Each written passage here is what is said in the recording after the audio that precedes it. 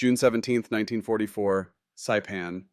5 United States Marines are pedaling bicycles through the smoking ruins of Garapan, the island's administrative capital. Japanese soldiers are everywhere, hundreds of them, moving through destroyed buildings, carrying ammunition, shouting orders in a language the 5 Americans do not understand. The Marines are not hiding, they are not sneaking, they are riding casually down what used to be the main street, weaving between rubble piles and bomb craters like they own the place, like they belong here, like they are not 5 enemy combatants cycling through the heart of an Imperial Japanese staging area surrounded by thousands of troops who would tear them apart if they realized the truth. One of the cyclists, a 23-year-old from Louisiana named Jack Devereaux, feels his heart hammering so hard he thinks the Japanese soldiers 10 feet away must be able to hear it. Sweat runs down his face, but he does not wipe it away. That would look nervous. Nervous draws attention, so he keeps pedaling, keeps his face neutral, keeps breathing. A Japanese officer waves at them. Devereaux lifts one hand from the handlebars, waves back. The officer turns away, shouting something to his men. Devereaux's hand is shaking when he puts it back on the handlebar. He is 23 years old. 3 months ago, he was in a military prison. Now he is cycling through an enemy capital, mapping positions that will save thousands of American lives.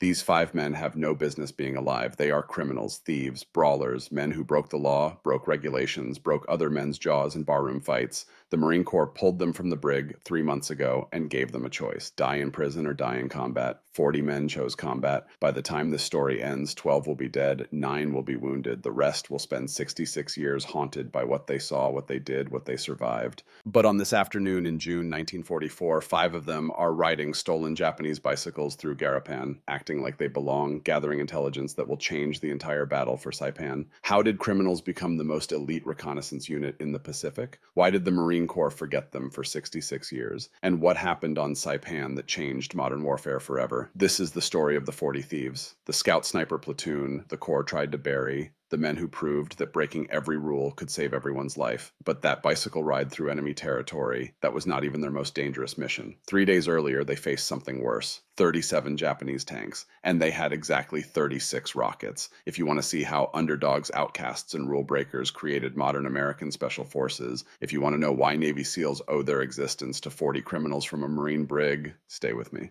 Because this story has never been told like this before, hit that like button right now. It helps YouTube show forgotten stories like this to people who need to hear them. And subscribe, because we are bringing you untold history every single day. Now let me take you back to where this really started. February 1944, Camp Tarawa, Hawaii, inside a military prison. First Lieutenant Frank Tukovsky stood in the doorway of the brig looking at 42 men who represented everything the Marine Corps officially despised: thieves, brawlers, men with criminal records, men who could not follow orders, men who in the Corps' official opinion had disgraced the uniform. Tukovsky was 29 years old, from New Brighton, Pennsylvania, an artillery observer, and he was haunted by 17 ghosts. 3 months earlier, November 1943, Tukovsky had been on Tarawa, a tiny coral atoll in the Gilbert Islands. The Marine Corps called it Operation Galvanic. The men who fought there called it hell. Tukovsky's job was simple: call in naval gunfire to support the Marine assault. The Navy had big guns on ships offshore. Tukovsky had maps and a radio. His coordinates would tell those guns where to shoot. Simple, except the maps were wrong. November 20th, 1943, D-Day at Tarawa. 2nd Battalion, 6th Marines was pinned down on the beach. Japanese machine guns cutting them to pieces. Tukovsky radioed for fire support, gave the coordinates from his map. The map intelligence had provided, the map that was supposed to be accurate. 5-inch shells from the USS Maryland screamed overhead. Tukovsky watched them arc through the tropical sky, watched them come down, not on the Japanese positions, on 2nd Battalion, 6th Marines. 17 Americans died in 30 seconds, killed by their own Navy, because Tukovsky followed the map he was given, because he trusted official intelligence, because he did what he was trained to do. Among the dead was Corporal Michael Riley, Tukovsky's best friend since basic training. The two of them had enlisted together in Pennsylvania, survived Parris Island together, shipped out to the Pacific together. Riley was going to be the best man at Tukovsky's wedding after the war. There was no court-martial. Technically, it was not Tukovsky's fault. The intelligence was wrong. The maps were bad. These things happen in war.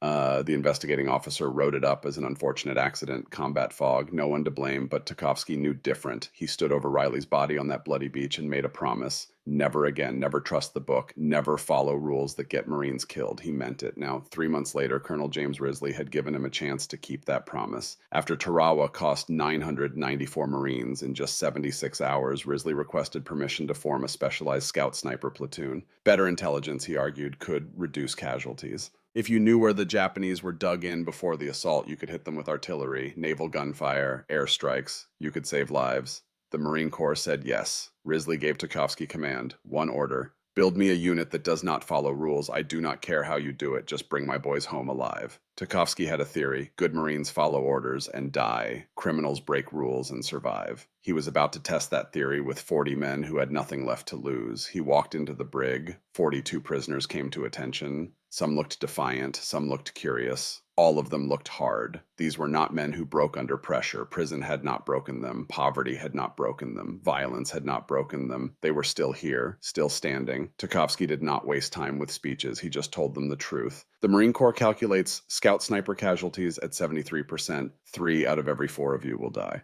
You will operate alone behind enemy lines. No support, no rescue if captured. The Japanese do not take prisoners. They torture, then execute. You have 2 choices. Stay in this brig and go to Leavenworth after the war, or volunteer for combat duty with my platoon. You have 10 seconds to decide. He looked at his watch, started counting. 40 men stepped forward. 2 stayed behind. History would prove cruel irony.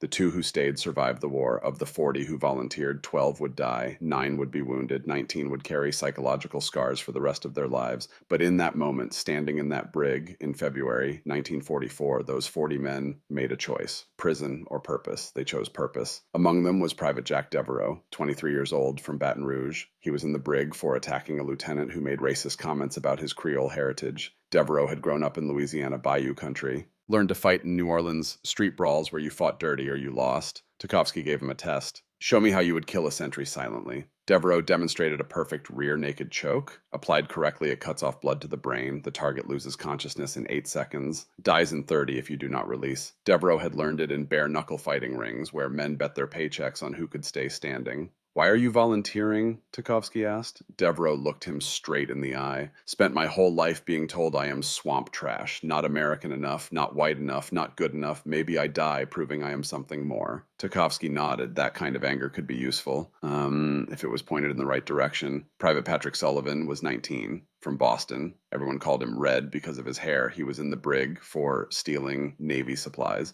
But when Tchaikovsky read the report, he learned Red had been stealing food to feed starving Filipino civilians. The Navy did not care about context. Theft was theft. Red's father had been an Irish immigrant, worked the Boston docks as a longshoreman, broke his back loading ships so rich men could get their imported wine. When he got too slow, they threw him away, fired him at 54. He died 2 years later, penniless. My old man told me one thing before he died. Red said, do not let the bastards win. Every Japanese I kill, every Marine I save, that is me proving Pop was worth something. Tchaikovsky understood that too, proving the system wrong, proving that the men the system threw away were worth more than the system wanted to admit. Corporal Eddie Kowalski was 27, from Chicago, former amateur boxer, had worked as a bodyguard for Polish mob. He was in the brig for a bar fight that sent 3 shore patrol to the hospital. The Corps gave him 6 months. Tchaikovsky asked him the same question. Why volunteer? Eddie's answer was simple. War is my only shot at a clean slate. I am already damned. Might as well be damned doing something that matters. These were not monsters. They were broken men given one last chance. Tchaikovsky did not recruit them because they were criminals. He recruited them because they had survived circumstances that would have destroyed normal people, and survival was the only skill that mattered in the hell they were about to enter.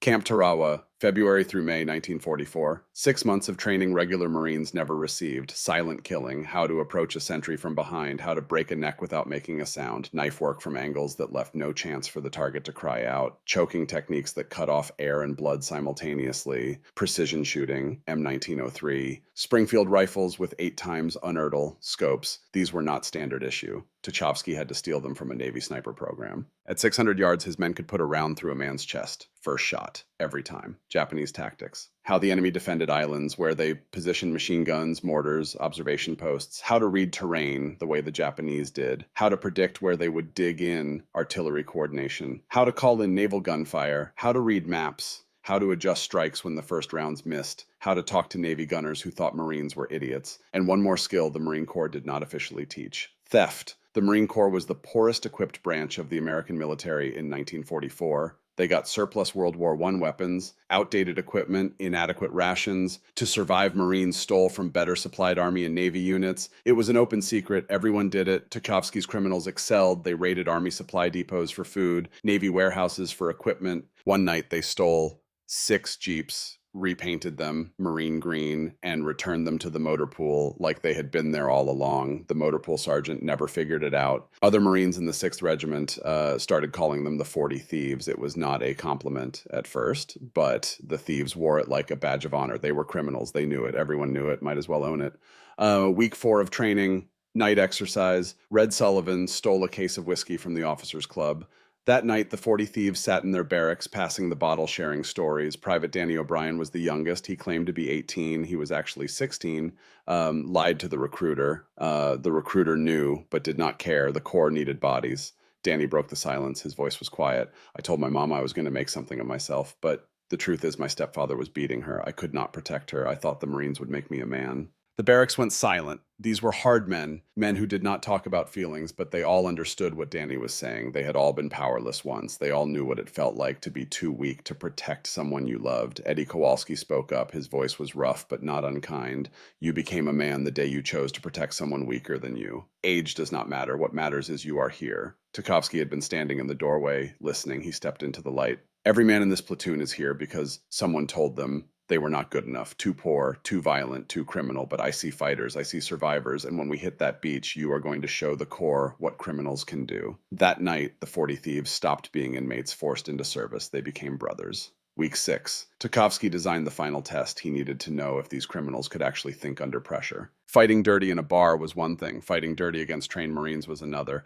The mission was simple on paper. Infiltrate a mock Japanese village defended by 200 regular Marines, steal 3 flags without being detected, time limit 3 hours, consequence of failure, return to the brig. Red Sullivan came up with the plan. We do not infiltrate. We walk in the front door. The idea was audacious. Steal Marine uniforms from the laundry. 3 teams of 5 would walk into the village as relief guards. The remaining 25 would create a diversion 400 yards away. While the defenders responded to the diversion, the infiltrators would take the flags. It almost worked. But the guards recognized Red. He had stolen from their unit before. They sounded the alarm. Eddie Kowalski did not panic. He started a massive bar fight in the village center. Within 30 seconds, 50 Marines were piling onto each other, throwing punches, creating chaos. While the defenders tried to break up the brawl, Devereaux's team ghosted into the command post. They did not just take the flags, they planted fake intelligence documents. Raid scheduled for tomorrow, 0600 hours. The defenders found the documents, read them, relaxed. They had 24 hours to prepare. The 40 Thieves attacked at midnight, took all 3 flags, kidnapped the commanding officer for good measure. Tukovsky's verdict was simple. You failed the mission I gave you, but you succeeded at the mission that mattered. That is what I need. Rules are for Marines who want to die honorably. I need Marines who want to live dishonorably. The 40 Thieves had passed their final test, May 1944. The training was over. The invasion was coming. Operation Forager. The assault on the Mariana Islands. Saipan would be first, then Tinian, then Guam. The intelligence briefing laid out the facts. Saipan was 14 miles long, 5 miles wide. Mount Tapochau rose 1,554 feet in the center, providing the Japanese with observation posts overlooking every beach. The garrison was estimated at 30,000 Imperial Army and Navy troops, plus thousands of armed civilians. The island was fortified, concrete pillboxes, interconnected trenches, underground bunkers. The Japanese had registered every beach for artillery and mortar fire. They knew exactly where the Americans would land. They were ready. Expected American casualties were 50%. 1 out of every 2 Marines who hit the beach would be killed or wounded. Those were the numbers, cold, mathematical, final. But there was something the intelligence did not know, something that would turn the invasion into a potential slaughter. The 40 Thieves would discover it on their first day behind enemy lines. 37 Japanese tanks. Devereaux was writing a letter home. His handwriting was careful, deliberate. He wrote slowly because he wanted his mother to understand every word. Mama, if you get this, I am already gone. Do not let father blame himself for how I turned out. The Marines made me into something better than a criminal. Tell him I died as something more than swamp trash. He folded the letter, put it in an envelope, addressed it. He would give it to the chaplain before they shipped out. Standard procedure. If he did not come back, the chaplain would mail it. Red Sullivan was not writing. Eddie asked him why. Because if I write my mother and tell her I might not come back, she will know I am scared. And if she knows I am scared, she will be scared. Better she does not know until it is over. Danny O'Brien was writing too. But his letter was different. It was a confession. Dear Mama, I am sorry I lied about my age. I am sorry I left you with him, but I am not sorry I became a Marine. Whatever happens tomorrow, I want you to know I am not a boy anymore. I am a man. And men protect the people they love, even from far away. He did not sign it, just folded it, put it away. June 14th, 1944. Transport ship, 12 hours before the landing. Tukovsky stood on deck looking at the dark shape of Saipan on the horizon. Somewhere on that island, 30,000 Japanese soldiers were waiting. They had machine guns, mortars, artillery. They had bunkers and tunnels and positions that had been prepared for months. They were ready to die for their emperor. Tchaikovsky had 40 criminals from a brig. Most of them had never been in combat before. Half of them would probably die in the first week. That was what the statistics said. 73% casualties for scout sniper units. The math was clear. Colonel Risley found him on deck, pulled him aside. What he said next would change everything. Intelligence says Japanese have maybe 12 tanks on Saipan. I have a source, cannot name him, says it is closer to 50. Division will not adjust the battle plan because intelligence is confident.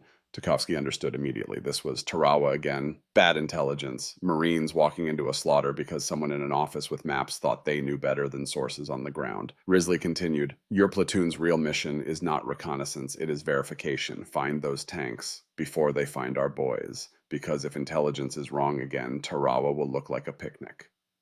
You are sending us because you do not trust official intelligence, Tchaikovsky said. I am sending you because criminals survive when good Marines die. I need survivors because if those tanks attack the beach at dawn, 10,000 Marines die in the first hour. Risley walked away, left Tchaikovsky alone with that weight, 10,000 lives, riding on 40 criminals, on men the Corps had thrown away. Tchaikovsky went to his footlocker, pulled out a photograph, Corporal Michael Riley, smiling, alive. Taken 2 days before Tarawa, before Tchaikovsky's artillery coordinates killed him. I am about to lead 40 men into 73% casualties, Tchaikovsky said to the photograph, to his dead friend, to himself. The math says 29 die. I already killed 17 by following orders. If I kill 29 by breaking them, what does that make me? Red Sullivan appeared beside him. How long he had been standing there, Tchaikovsky did not know. Doing the math, Red asked. Always. Stop. You did not kill 17 at Tarawa. Intelligence did. You are not killing us tomorrow. You are giving us the only chance we have got. Tchaikovsky looked at him. This 19-year-old from Boston, this kid who stole food for starving civilians, this criminal. What if the math catches up? Tchaikovsky asked. Red's answer was simple. Then we make sure the 73% who die take 1,000 Japanese with them. In 12 hours, those 40 criminals would hit the beach at Saipan. In 14 hours, they would be farther inland than any other American unit. In 16 hours, they would discover something that would change the entire battle. And in 36 hours, young Donald Evans would be dead, shot in the chest during the first withdrawal, but nobody knew that yet. On this night, June 14th, 1944, the 40 thieves were still 40 strong, still together, still believing they could beat the odds. The sun was setting over the Pacific. Saipan was a dark shape on the horizon. Somewhere on that island, 30,000 Japanese were waiting. The 40 thieves were ready. June 15th, 1944, 0844 hours.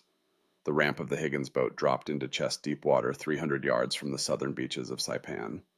First Lieutenant Frank Tchaikovsky led his men forward into a wall of noise and violence that would define the rest of their lives. Machine gun fire from the beach kicked up spray all around them. The water was warm, too warm. It took Devereaux 3 steps to realize the warmth was not just tropical ocean, it was blood. American blood mixing with the Pacific. Men were dying in the surf, screaming, falling. The ocean was turning red. A Marine, 5 feet to Devereaux's left, took a round through the throat. Arterial spray. The man's eyes went wide with surprise, then empty. He fell forward into the water, disappeared beneath the surface. Devereaux did not know his name, would never know his name, just another Marine who did not make it to the beach. Mortar rounds started falling. Plumes of water erupted around the assault waves. Shrapnel whined through the air. More men fell. The noise was incredible, overwhelming. Machine guns, mortars, men screaming, officers shouting orders that no one could hear over the chaos. Devereaux could not tell if the screaming was Japanese or American or coming from his own throat. Everything was confusion, terror. The urge to dive under the water and hide was almost overwhelming, but Tchaikovsky was moving forward, Red was moving forward, Eddie was moving forward, so Devereaux moved forward. They reached the beach at 0847 hours, 3 minutes that felt like 3 hours. The sand was littered with the dead and dying. Marines crouched behind a low seawall, trying to find cover from the machine gun fire raking the beach. Some men were frozen, paralyzed by fear. Others were trying to help wounded, pulling them to cover, applying bandages with shaking hands. Standard Marine doctrine was to establish a beachhead, consolidate forces, wait for support, dig in and hold. Tchaikovsky had different orders for his platoon.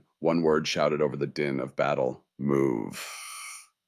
The 40 thieves did not stop at the seawall, did not dig in, did not consolidate. They pushed inland immediately, fast, breaking contact with the beach, getting away from the killing zone. By 0930 hours, they had pushed 300 yards inland. Farther than any other Marine unit on the beach, they found themselves alone in enemy territory, dense jungle growth on all sides. Somewhere ahead, 30,000 Japanese soldiers were waiting. Behind them, the sounds of battle were still audible but growing distant. They were behind enemy lines now. No support, no rescue if things went wrong. Just 40 criminals with rifles and a mission. Find the Japanese, report their positions, stay alive. The platoon moved through the jungle in dispersed formation, 50 yards apart, maintaining visual contact through hand signals Tchaikovsky had developed during training. No talking, no unnecessary noise. Every man scanning the terrain for threats. At 10:15 hours, Corporal Billy Mancini spotted something that made him freeze. He raised his fist, the signal to halt. The entire platoon stopped moving, became statues in the jungle, waiting. Mancini pointed. Up ahead, built into the side of a ridge, was a concrete pillbox. The position was perfectly camouflaged with vegetation, almost invisible. But Mancini had seen the firing slit,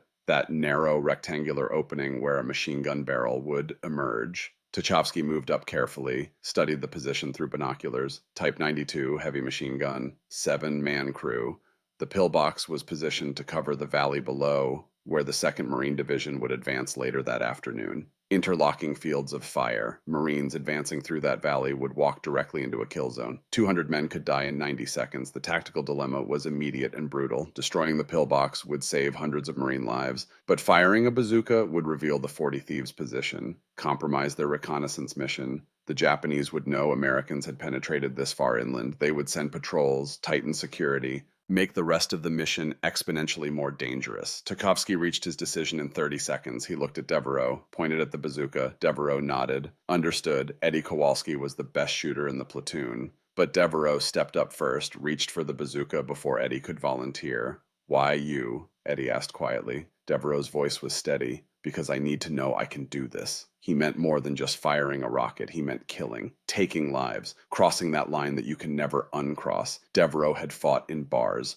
broken bones, put men in hospitals, but he had never killed anyone. In 23 years, he had never taken a human life. That was about to change. Devereaux positioned himself 80 yards from the pillbox. Red Sullivan loaded the rocket, tapped Devereaux's shoulder, ready. The rest of the platoon provided security, watching the jungle, making sure no Japanese patrols were approaching. 80 yards to the target, the firing slit was maybe 2 feet wide, 12 inches tall. Missing would mean the rocket hit solid concrete and did nothing. The Japanese would know they were under attack. The 40 Thieves would have to fight their way out against superior numbers. Devereaux settled the bazooka on his shoulder, sighted through the crude iron sights, took a breath, let half of it out, squeezed the trigger. The rocket motor ignited with a whoosh that seemed impossibly loud after the silence of the jungle. The projectile streaked across the 80 yards in less than a second, hit the firing slit dead center, disappeared inside the pillbox. For a fraction of a second, nothing happened. Then the shaped charge detonated. The explosion was contained within the concrete structure, amplified by the enclosed space. All 7 Japanese crew members died instantly, shrapnel and overpressure and fire consuming them in a heartbeat. Smoke poured from the firing slit.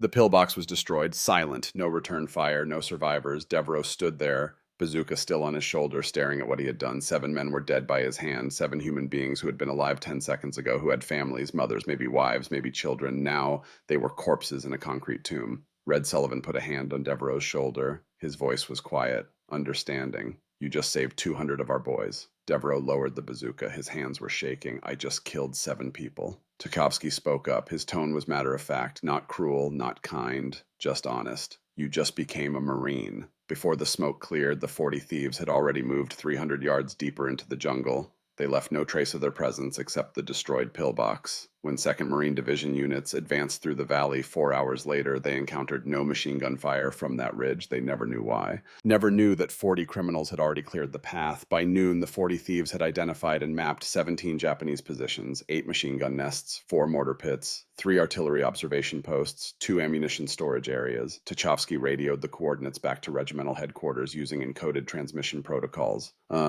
Within 20 minutes, naval gunfire from destroyers offshore began hitting the targets. The 40 Thieves watched from concealed positions as 5-inch shells demolished Japanese fortifications they had marked half an hour earlier. This was their mission: find the enemy, mark them for destruction, move on before the Japanese realized what was happening. The platoon's advance carried them 2 miles inland by early afternoon, well ahead of any other American unit. They moved through terrain the Marines would not reach for 3 more days, and every 100 yards revealed new Japanese positions. The island was more heavily fortified than intelligence had estimated. If this story is making you think of the fathers, uncles, or grandfathers who served in the Pacific, drop a comment and tell us about them. Their service mattered. Their stories matter. And if you are not subscribed yet, do it now, because what happens next when the 40 thieves discover those tanks is going to change everything. At 1540 hours, the platoon discovered something that intelligence had catastrophically underestimated. Devereaux was on point, moving through dense undergrowth. When he saw them through a gap in the vegetation, he froze, raised his fist. The platoon halted. Devereaux raised his binoculars, started counting. His lips moved silently. 1, 5, 10, 15, 20. He kept counting. The number kept climbing. Tchaikovsky moved up beside him, took the binoculars, looked for himself. Under camouflage netting, in a grove north of Cherincanoa, 37 Type 97 medium tanks sat in staging positions, engines cold, crews resting in nearby dugouts but ready to move. Marine intelligence had estimated maybe 12 tanks on the entire island of Saipan. The 40 thieves had just found 37 in one location. Tchaikovsky did the math immediately. His platoon carried 6 bazookas, 6 rockets per bazooka, 36 rockets total, 37 tanks. The numbers were almost perfect. Almost. But numbers were not the real problem. The real problem was tactical. A 40-man unit does not attack a tank battalion. That violates every principle the Marine Corps teaches. Tanks are for other tanks to fight, or aircraft or naval gunfire, not infantry with shoulder-fired rockets. Tchaikovsky radioed headquarters. Enemy tank battalion staging area. Grid coordinates follow. The response came back within 8 minutes. Naval gunfire was already committed to supporting Marine units pinned down near the beach. Airstrikes were engaged on other targets. Artillery was still being unloaded from ships. No assets were available to hit the tank battalion for at least 4 hours. By then it would be dark. The tanks would have moved. The opportunity would be lost. Eddie Kowalski looked at the 37 tanks, looked at his bazooka, did the math. 6 bazookas, 36 rockets. We could do it. Devereaux shook his head. We are a recon unit, not assault. Tchaikovsky was silent, thinking. The choice he made in the next 30 seconds would affect the entire battle for Saipan. Marines on the beach were vulnerable. Supplies were still being unloaded. Artillery positions were being established. If 37 tanks hit the beach head after dark, they could break through Marine lines, reach the supply dumps, destroy everything. Thousands of Marines could die. But attacking the tanks would reveal the 40 thieves' position. End their reconnaissance mission, probably get most of them killed. Rules said wait for support, call it in, let the Navy handle it. But Tchaikovsky had stopped following rules when those rules killed 17 of his men at Tarawa. He was about to give the order to prepare for assault when something changed. At 1625 hours, the Japanese tanks started their engines. The sound of 37 diesel engines roaring to life simultaneously was like thunder rolling through the jungle. Tank crews emerged from camouflage dugouts, climbed onto their vehicles. Officers appeared, shouting orders. Infantry units began forming up around the tanks. This was not a repositioning movement. This was preparation for attack. And it was happening 3 hours earlier than Marine intelligence had predicted. Tchaikovsky checked his watch, 1628 hours. Sunset was at 1912 hours, almost 3 hours away. The Japanese were preparing for a dusk assault. The window for a surprise attack had just closed. The entire enemy force was now alert, organized, ready for combat. Tchaikovsky reached a new decision. His platoon would shadow the tank battalion, track its movements, report real-time coordinates, let Marine units at the beach prepare defenses. It was not as decisive as destroying the tanks,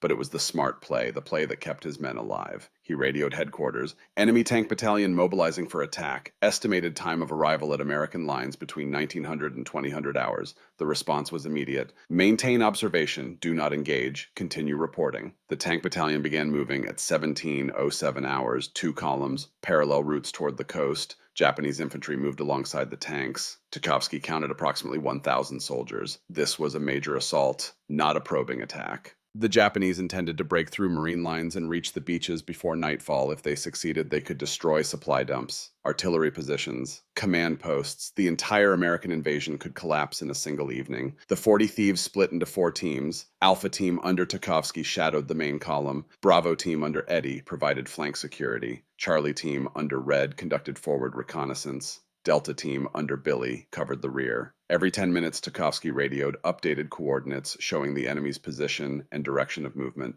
At the beach, Marines began repositioning to meet the threat. Bazookas were distributed to frontline units. Sherman tanks from the 2nd Marine Tank Battalion moved forward. Artillery batteries that had been unloaded adjusted their aim points. The entire 2nd Marine Division prepared to receive a mass tank attack. At 1815 hours, approximately 1 mile from the beach, the Japanese formation halted. Officers gathered for a conference. Tchaikovsky observed through binoculars from 300 yards away. The Japanese were arguing about something, pointing at maps, gesturing toward different directions. The conference lasted 11 minutes. Finally, the officers returned to their units. The formation changed direction. Instead of continuing straight toward the beach, the tanks turned north. Tchaikovsky was surprised. Intelligence maps showed no valuable targets in that direction. But the Japanese clearly had a specific objective. The formation advanced another mile north, then turned west again toward the coast. By 19:05 hours, as the sun touched the horizon, Tchaikovsky understood their plan. The Japanese were not attacking the main beachhead. They were targeting the gap between the 2nd Marine Division and the 4th Marine Division. A successful breakthrough there would split the American forces in half. Tchaikovsky radioed the warning, but the Japanese had chosen their timing perfectly. Dusk was falling. Radio communication became difficult as Marine units shifted frequencies for night operations. Artillery batteries were in the middle of ammunition resupply. Sherman tanks were refueling. The gap between divisions was defended by just 2 Marine companies, approximately 340 men, against 37 tanks and 1,000 Japanese infantry. At 19:23 hours, as darkness settled over Saipan, Tchaikovsky saw something that made his blood run cold. One Type 97 tank had separated from the main formation. It was heading in a different direction, moving through a ravine. Alone, Tchaikovsky traced its projected route on his map. The tank was heading directly toward the 6th Marine Regiment's command post, where Colonel Risley was coordinating the entire divisional response to the Japanese attack. The Type 97 was moving at approximately 15 miles per hour, following a ravine that led directly to the command post location.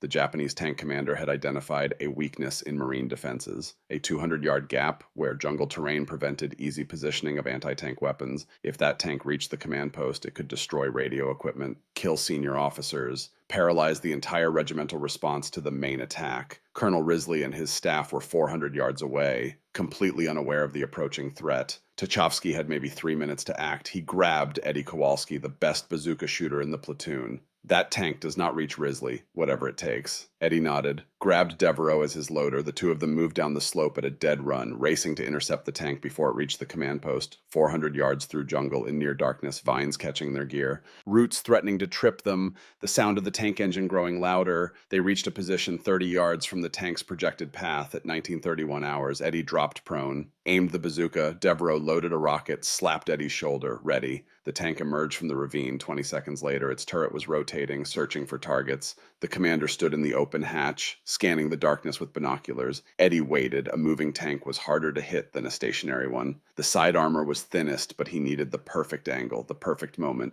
The tank continued forward, 25 yards, 20 yards, 15 yards. Then it stopped. The engine idled. The commander was checking his map, trying to confirm his position in the darkness. Eddie fired at 19:32 hours. The rocket hit the tank's left side just below the turret ring, exactly where the armor was thinnest. The shaped charge penetrated, detonated inside the crew compartment. The explosion killed all 4 crew members instantly. 6 seconds later, the tank's ammunition cooked off. The entire vehicle erupted in a fireball that lit up the jungle for 300 yards in every direction. Flames shot 60 feet into the air. The heat was intense even from 30 yards away. Japanese infantry advancing nearby saw the explosion, assumed they had encountered a major Marine defensive position, a line of bazookas, maybe anti-tank guns. They redirected their assault away from the command post, moved toward what they thought was a larger threat. Eddie's single bazooka shot had accomplished more than destroying one tank. It had inadvertently misdirected an entire Japanese infantry battalion away from the most vulnerable point in Marine defenses. The command post remained secure. Colonel Risley continued coordinating the divisional response without interruption. But the bazooka's muzzle flash had revealed Eddie and Devereaux's position to every Japanese soldier within 500 yards. Enemy machine gun fire began raking the area. Mortar rounds started falling. The 2 Marines had to withdraw immediately or risk being overrun. The withdrawal through jungle and darkness while under fire tested everything the 40 Thieves had trained for. Eddie and Devereaux sprinted into the night, branches whipping their faces, bullets snapping through the air around them. They ran for 200 yards before diving into a bomb crater. Lay there gasping, listening to Japanese voices shouting nearby.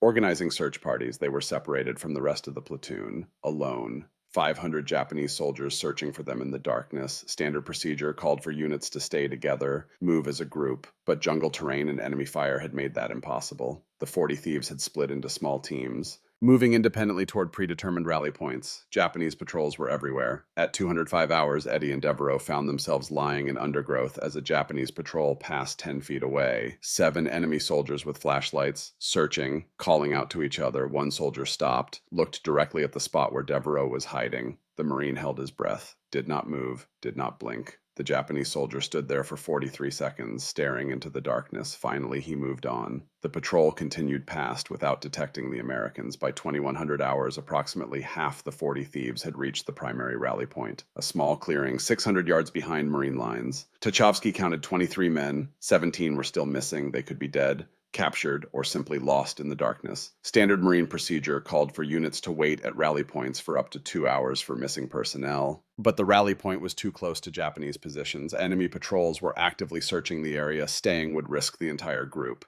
Tuchovsky reached his decision to move the assembled group back to Marine lines. He would send small rescue teams to search for the missing men after dawn. The group moved toward friendly positions at 21:17 hours. They approached Marine lines carefully. Nervous sentries often shot at anything moving in darkness. Tuchovsky used the pre-arranged recognition signal. 3 short whistles followed by 2 long ones. Marine sentries challenged them. Tuchovsky responded with the correct password.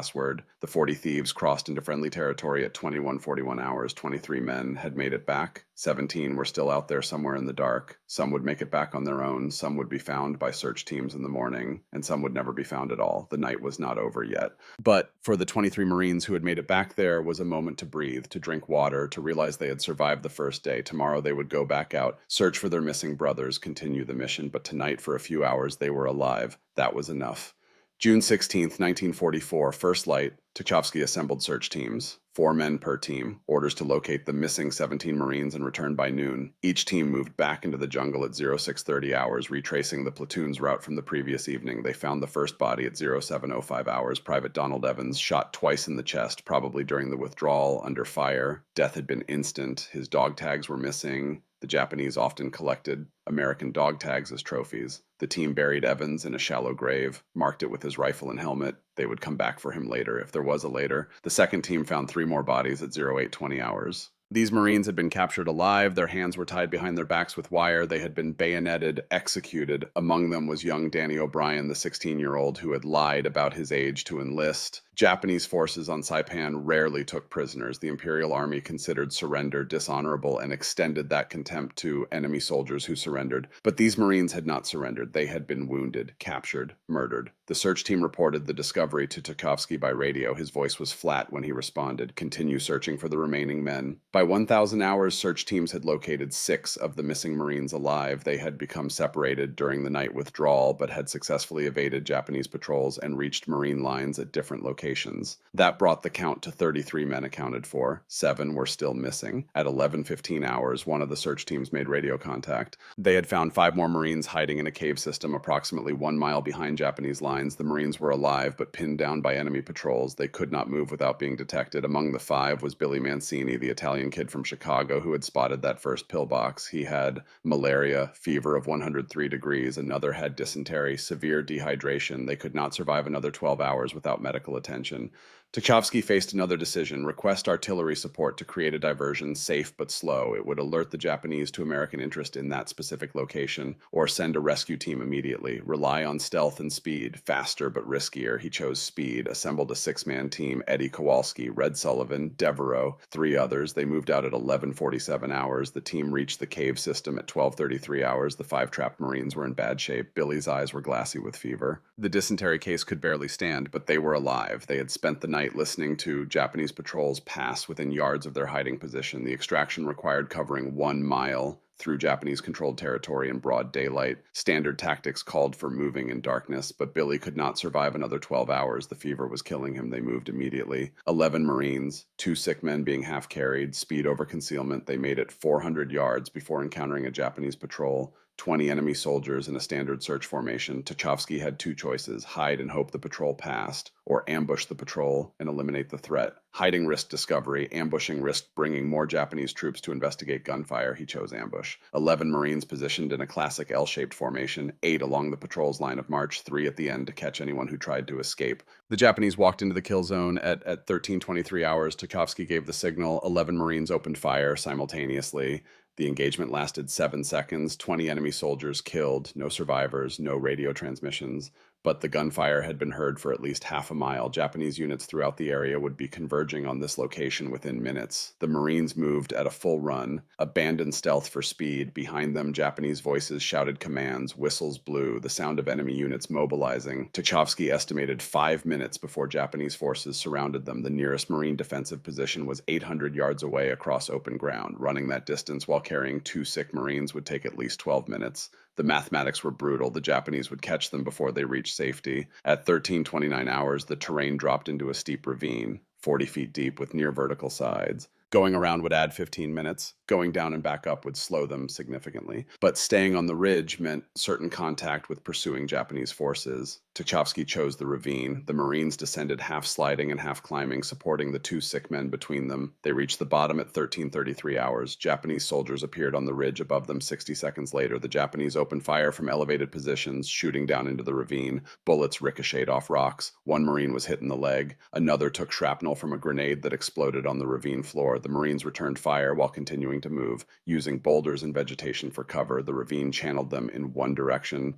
No tactical options. They could only move forward and hope to reach the far end before the Japanese descended. At 13:38 hours, they saw the problem. The ravine ended in a box canyon, no exit. The Marines were trapped. Japanese soldiers began descending from multiple points, moving to surround them. Tuchovsky counted at least 40 enemy soldiers visible, more arriving every minute. His 11 Marines had maybe 200 rounds of ammunition total. The 2 sick Marines could not fight. That left 9 combat-effective men against a force that was growing rapidly. Then Devereaux noticed something. The box canyon's rear wall was not solid rock. Vegetation growing at the base suggested water seepage, which meant a crack or fissure in the stone. 2 Marines investigated, reported back at 13:44 hours. There was a narrow opening behind the vegetation, barely wide enough for a man to squeeze through. Beyond the opening, the fissure widened into a passageway that appeared to lead upward. The Marines began moving through the opening one at a time, pushing the 2 sick men through first. The passage was tight. Men had to remove their packs and drag them behind. It was completely dark inside. They moved by touch, following the Marine ahead. The passage climbed steeply upward through solid rock.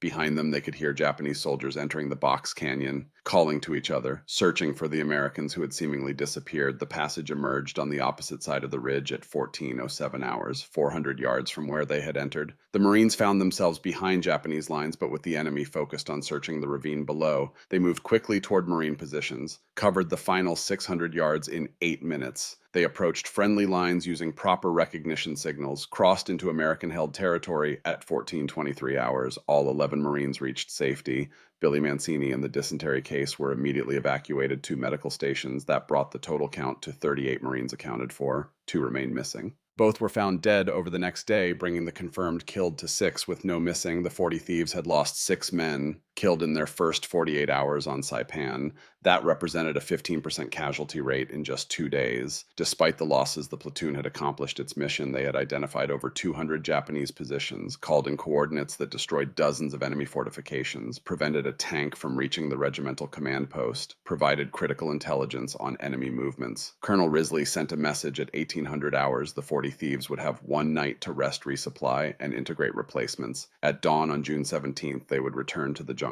This time, their mission would take them even deeper behind enemy lines. The Japanese garrison on Saipan still numbered approximately 29,000 troops. The 40 Thieves now numbered 38 men, counting the 6 replacements who arrived that evening. June 17th, 1944, 0530 hours, the 40 Thieves moved out from Marine lines in complete darkness. Their objective was a ridge system 3 miles inland. Marine intelligence believed it contained Japanese artillery positions. Those guns had been shelling American positions continuously for 2 days, killing Marines, disrupting supply operations. Aerial reconnaissance could not locate the guns because the Japanese had camouflaged them inside caves. Only ground reconnaissance could find them. The mission required penetrating deeper behind enemy lines than any American unit had yet gone on Saipan. They reached the target ridge at 0815 hours. The ridge stretched for approximately 2 miles and rose 600 feet above the surrounding jungle. Japanese positions were everywhere. Tuchovsky counted 8 cave entrances large enough to hide artillery pieces. The caves were connected by tunnels. The Japanese could move guns between positions, fire several rounds, probably sleeping in a different section. Red and Devereaux marked the location on their map, continued deeper. They discovered 2 more guns in the next 40 minutes. plus a command post, an ammunition magazine containing approximately 2,000 rounds, and sleeping quarters for at least 60 soldiers. At 11:03 hours, they heard Japanese soldiers approaching. Red and Devereaux had maybe 15 seconds to find concealment. They pressed themselves into a small alcove, remained motionless as a dozen enemy soldiers walked past. The soldiers passed within 3 feet, conversing in Japanese, completely unaware of the two Americans hiding in the darkness.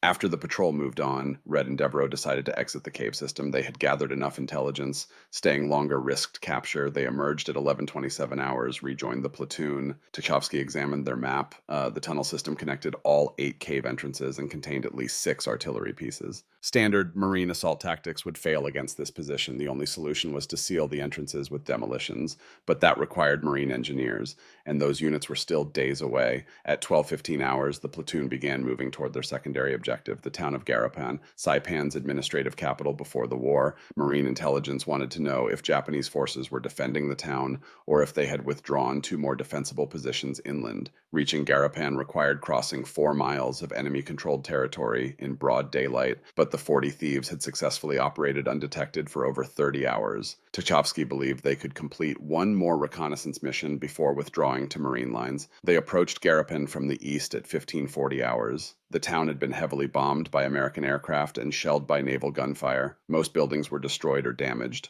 but Japanese soldiers were visible moving through the ruins. The enemy still maintained a presence. Tchaikovsky needed closer reconnaissance to determine enemy strength. At 16:05 hours, he reached a decision that would become the most audacious act of the entire Saipan campaign. 5 Marines would enter Garapan in broad daylight, conduct reconnaissance, return with intelligence. At 17:08 hours, everything changed. Devereaux spotted 5 bicycles leaning against a partially destroyed building. Japanese military bicycles, the type officers used for transportation between positions. An idea formed immediately. 5 bicycles, 5 Marines. They could conduct their reconnaissance while riding through town like Japanese soldiers moving between positions. In the chaos of Garapan, 5 men on bicycles would attract less attention than 5 men on foot trying to hide. The plan violated every standard reconnaissance procedure, but Tchaikovsky approved it instantly. This was why he had recruited criminals, men who thought differently, men who fought dirty. Tchaikovsky, Devereaux, Red Eddie, and Billy took the bicycles, removed identifying Marine gear. At 17:15 hours, they began riding through Garapan.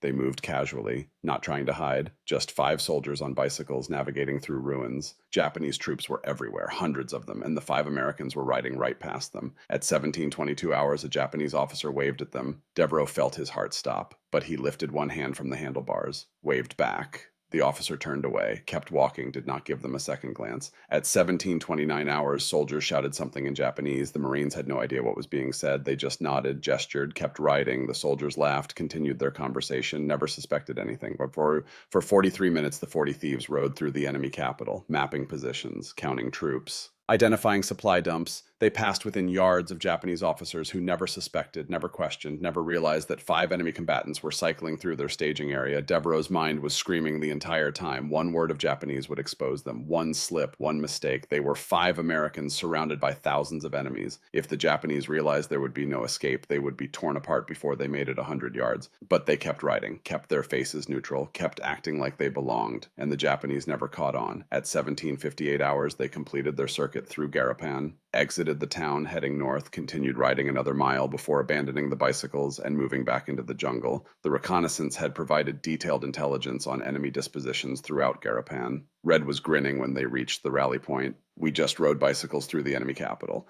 Eddie shook his head. "The Corps is never going to believe this." Tchaikovsky's response was simple. "Then we will not tell them. We will just give them the intelligence." If this story is keeping you hooked, hit that like button, share it with someone who needs to hear it, because we are just getting to the hardest part, the price these men paid for what they did. Over the next 3 weeks, the 40 Thieves continued similar missions. They mapped enemy positions throughout Saipan's interior, called in coordinates for artillery strikes, ambushed Japanese patrols, rescued wounded Marines. They operated in small teams, sometimes for days without contact with Marine units. They suffered from malaria, dysentery, heat exhaustion, tropical diseases that left them weak and feverish. They ran out of food and stole from Japanese supply dumps. They ran out of water and drank from contaminated streams. They learned to sleep in 2-hour shifts, always with one man awake, always ready to fight. They witnessed atrocities. At Marpy Point, they watched Japanese civilians forced to jump from cliffs rather than surrender. Hundreds of people, men, women, children, choosing death over American capture because their government had told them the Americans would torture them. The Marines watched helplessly, unable to stop it, unable to save them. They found wounded Marines used as bait for ambushes. Japanese soldiers would leave an injured American in the open, wait for rescue teams to approach, then open fire. The 40 Thieves learned to approach every wounded man with extreme caution. Sometimes they were too late. Sometimes the wounded Marine was already dead. Sometimes he died while they watched. Unable to help, they saw prisoners executed, hands tied, forced to kneel, bayoneted, or shot in the back of the head. The Japanese rarely took prisoners on Saipan. The 40 Thieves learned that if they were captured, they would not survive, so they fought harder, ran faster, hid better, did whatever it took to avoid capture. By July 9th, when Saipan was declared secure, the 40 Thieves had lost 12 men killed and 9 wounded. That represented a 52.5% casualty rate, below the 73% average for scout sniper units, but still devastating. The survivors were physically and mentally exhausted. Most had lost 30 to 40 pounds. Several had malaria fevers that would recur for years. All had seen things that would haunt them for the rest of their lives. Billy Mancini survived his malaria, but he would have recurring fevers for the next 40 years. The disease never fully left his system. He returned to Chicago after the war, worked construction, raised a family, but every few months the fever would come back, sweating, shaking, delirious, remembering that cave, remembering the rescue, remembering the faces of friends who did not make it home. He died in 1989, outliving most of his fellow 40 Thieves, but never truly free from Saipan. Red Sullivan had nightmares about the cave infiltration for the rest of his life, dreams of being trapped in darkness, Japanese soldiers inches away, unable to move, unable to breathe. Devereaux carried the faces of the 7 men he killed in that first pillbox. He never forgot them, never stopped seeing them in his mind, 7 human beings who died because he pulled a trigger, but they had accomplished their mission. Marine commanders estimated the 40 Thieves' reconnaissance work had reduced overall Marine casualties by at least 15%, potentially saving 2,000 lives. The mathematics were clear: 12 dead to save 2,000. The trade was worth it. Except mathematics do not account for guilt, for nightmares, for the weight of 12 men's deaths on one officer's conscience. Tuchovsky wrote 12 letters to families, one for each man killed. The letter to Danny O'Brien's mother was among the hardest. Your son died doing what he believed was right. He was braver than men twice his age. I am sorry I could not bring him home, but his sacrifice saved hundreds of other mothers' sons. He never mentioned that Danny was 16. Let the mother believe her son had been legal age, old enough. It was a small mercy in an ocean of grief. The war ended, the survivors went home. Most struggled with what would later be recognized as post-traumatic stress disorder, but in 1945 they just called it being shell-shocked or having bad nerves. The government did not provide treatment, did not acknowledge the psychological cost. The men were expected to return to civilian life and function normally. Most could not. Frank Tuchovsky became mayor of Sturgeon Bay, Wisconsin. He never spoke about the war. His wife knew he had nightmares, knew he would wake up screaming sometimes, but he never told her what he saw, what he did, what haunted him. He died in 2011, 66 years after the war ended. His son Joseph found a footlocker in the attic after the funeral. Inside were maps from Saipan, a list of 12 names, letters from Marines thanking Tuchovsky for saving their lives. He had never opened the letters, never read them. There was one journal entry, just one, written sometime in the 1950s. I led 40 men into hell. 28 came back. I see the 12 every night. They ask me why I lived, and they did not. I have no answer. I saved 2,000 Marines by sacrificing 12 of my own. The math says that is victory. Victory does not feel like this. Joseph Tuchovsky realized his father had carried that guilt for 66 years, never told anyone, never sought help, just lived with it until it killed him.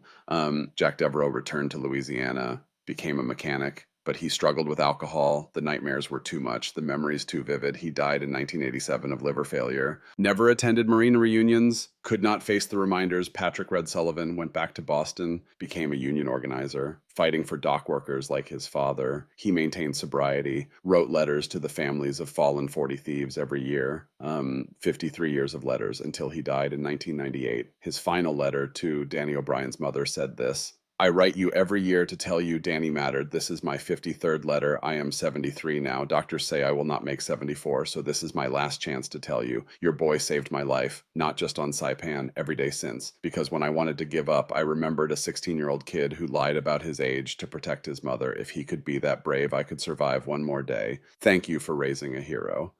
Eddie Kowalski went back to Chicago, could not maintain civilian employment, too aggressive, too confrontational. He worked construction. Died in 1963 in an accident on a job site. His widow said he never stopped having nightmares, would wake up screaming about tunnels and darkness. For 66 years, the story of the 40 Thieves remained largely unknown. No official citations. The missions had been classified. The survivors did not talk. The Marine Corps focused on heroic narratives, not criminal platoons. Then in 2011, Joseph Tarkovsky found his father's footlocker. He began researching, tracking down surviving families, uncovering classified mission reports. He realized his father had led one of the first elite special operations units in American history. The tactics the 40 Thieves developed became the foundation for Navy SEALs, for Marine Force reconnaissance, for modern special operations doctrine, small teams operating independently behind enemy lines, deep reconnaissance, unconventional tactics. Everything the 40 Thieves had done in 1944 became standard procedure for elite units. In 2015, the Marine Corps officially recognized the 40 Thieves' contribution, a ceremony at Quantico. Surviving families invited. The commandant gave a speech. In 1944, the Marine Corps gave 40 criminals a choice. They chose to fight. They created modern special operations. They saved 2,000 lives. They died forgotten. Today we remember. Medal of Honor posthumous to Frank Tarkovsky.